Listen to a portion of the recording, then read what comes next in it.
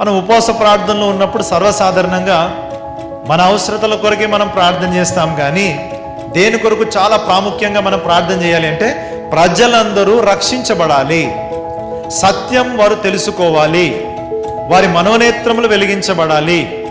2 Corinthians 4:4 అక్కడ రాయబడిన మాట ఏంటంటే పౌలు రాస్తాడు, ఈ యుగ సంబంధమైన దేవత అవిశ్వాసులైన వారి మనోనేత్రములకు ఏం కలగజేసిందంట? గుడ్డితనము కలగజేసింది.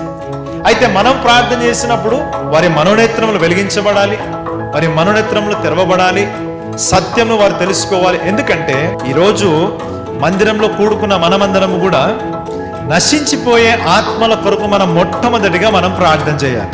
ప్రార్థన చేసేటప్పుడు ఒక విశ్వాసంతో మనం ప్రార్థన చేయాలి, ఒక నిరీక్షణతో మనం ప్రార్థన చేయాలి. దేవుడు మన ప్రార్థనకు జవాబిస్తాడన్న ఆశతో మనం ప్రార్థన చేస్తే తప్పకుండా ఆయన మన ప్రార్థనకు జవాబును ఇస్తాడు.